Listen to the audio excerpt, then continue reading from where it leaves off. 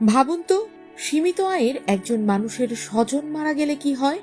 একটু ধাতস্থ হলেই শোক ছাপিয়ে কপালে ফুটে উঠে দুশ্চিন্তার রেখা। প্রিয়জনের শেষ যাত্রার খরচটা সামলাবো কিভাবে? কাফনের কাপড়টা কিন্তু এক্সপেন্সিভও না, বাট এটা এটা সেনসিটিভ ব্যাপার। এটা সবাই সবার কাছে চায়ও না, আর যখন চায় তখন অসহায় হয়ে যায়। এমন বাস্তবতা ভাবিয়েছিল আইনজীবী আব্দুল লতিফ পালোয়ানকে। সেই ভাবনা মানবিক রূপ পায় 1979 সালে।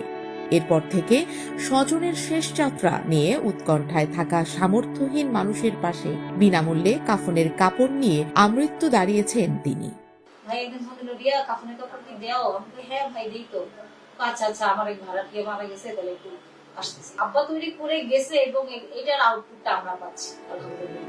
আব্দুল লতিফের মৃত্যুর পর তার কন্যা সিফাতি ফেরদৌস পরিবারের সদস্যদের সহযোগিতায় এগিয়ে নিয়ে যাচ্ছেন ব্যতিক্রমী এই মানবিক উদ্যোগ। পিতার প্রজ্বালন করা মানবতার মশাল হাতে আলো ছড়াচ্ছেন সিফাত। এখন আমার পাশে আমার হাজবেন্ড, আমার এলাকাবাসী সবাই আছে সাথে। বলে যে ভালো কাজে অনেক বাধা, বাট আমার মনে হয় এই একটা কাজে কখনো আমি বাধা পাই নাই, শুধু আমাকে সাপোর্টই দিয়ে গেছে সব। ড্যামরার মাতুয়াইলগামী সড়কের পাশেই মল্লি হাউস। এখান থেকেই অসহায় মানুষদের স্বজনের মৃতদেহ দাফনের জন্য প্রয়োজনীয় সহযোগিতা দেয়া শুরু করেন আইনজীবী আব্দুল লতিফ পালোয়ান। পাশে থেকে সাহস জুগিয়েছিলেন সহধর্মিণী ইউকে ফাতেমা লতিফ। 2020 সালে ওপারে যাত্রা করেন আব্দুল লতিফ পালোয়ান। 1 বছরের মধ্যেই এই কর্মযজ্ঞ আবার সচল হয়, ফের জ্বলে ওঠে মানবতার মশাল। বাবা মারা যাওয়ার পরে সামহাও একজন রাত্রিবেলা আসছিল কাফনের কাপড় নিয়ে। ওরা জানতো তো এখানে কাফনের কাপড় পাই, বাট তখন কাফনের কাপড়টা আমার ছিল না। আমাদের পাশে একটা ভাড়াটিয়া মারা যায় এবং ওনার জন্য কাফনের কাপড় কেনার জন্য টাকা তুলতেছে এলাকায়, যে একটা কাফনের কাপড় পুরো সেট কিনতে প্রায় 3000 টাকা খরচ হয়। তখন আমি আমার ফুপিকে ফোন দিলাম, রিয়া ফুপিকে ফোন দিলাম, এবং উনি খুব সুন্দরভাবে সাপোর্ট দিল। সারা রাত আমি ওইটা নিয়ে চিন্তা ভাবনা করে সকালবেলা উঠি আমি আমার হাজবেন্ডকে গিয়েছিলাম করে চলে গেলাম কাপড় কিনতে। দেখি না কি হয়, পারি কিনা। ওই থেকে শুরু হলো যে উনার বাবা করে গেছে, উনি ওইটা করলো। যখন এই নেম প্লেটটা লাগালাম, লাইট টাইট জ্বললো, সবাই আবার বুঝলো যে এটা শুরু হয়েছে। রিক্সা দিয়ে আমরা লিফলেট ব্যবহার করছি, এগুলা বিতরণ করছি জুম্মার নামাজের পরে, যে কাফনের কাপড় দেওয়া হয় কে অ্যাডভোকেট আব্দুল লতিফ পালোয়ান সাহেবের বাসায়। পিতার মহতী উদ্যোগ যে কোনো মূল্যে চালু রাখতে দৃঢ় প্রতিজ্ঞ হন সিফাতে ইসলাম। স্বামীর প্রত্যক্ষ সহযোগিতায় পরিবারের সদস্য, প্রতিবেশী আর কয়েকজন স্বেচ্ছাসেবীকে নিয়ে চলছে তার কর্মযজ্ঞ।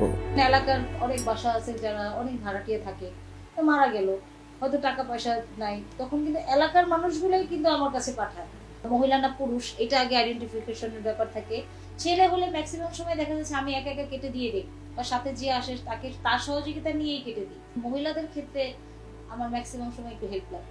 কাফনের কাপড়ের সাথে কিন্তু আনুষঙ্গিক অনেক কিছু লাগে, সাবান লাগে, কর্পূর লাগে, দেখা যাচ্ছে ওই টাকাটাও চেষ্টা করি আমরা সবাই মিলে দিতে। আশপাশের মানুষেরা আজ জেনে গেছেন অর্থনৈতিক সংকটের কারণে প্রিয়জনের শেষ যাত্রা নিয়ে দুশ্চিন্তার কিছু নেই, যদি সিফাত আপা পাশে থাকেন। সিফাতের চাওয়া সকলে মানবিক মানুষ হয়ে উঠুক, সম্মানজনকভাবে সম্পন্ন হোক প্রতিটি মানুষের শেষ যাত্রা। সবার কাছে আমার একটাই আবেদন যে আপনার যে আত্মীয় স্বজন বা আপনার প্রতিবেশী যারা একটু অবস্থাপূর্ণ না, মারা গেছে, তাদের কাছে যেহেতু খবর নেবেন, একটা কাফনের কাপড় সবাই দিতে পারে, সবার অ্যাবিলিটি আছে দেওয়ার। আপনার সেটা আপনি তৈরি করে নিলেই আপনার রাস্তা তৈরি হয়ে যায়। আমি চাই যে আমার মৃত্যুর পর আমার বাচ্চারা তো অবশ্যই হ্যান্ডেলিং করবে, এটা আমার ওদের কাছে এটা আমার অধিকার করেই বলা। আমার অন্য কোনো ভাই বোনের বাচ্চা, আমার বাচ্চা, সবাই যাতে এটাকে ধরে রাখে জেনারেশন বাই জেনারেশন। সিফাত জানান এই কাজের জন্য আগ্রহ আর আন্তরিক প্রচেষ্টাই যথেষ্ট।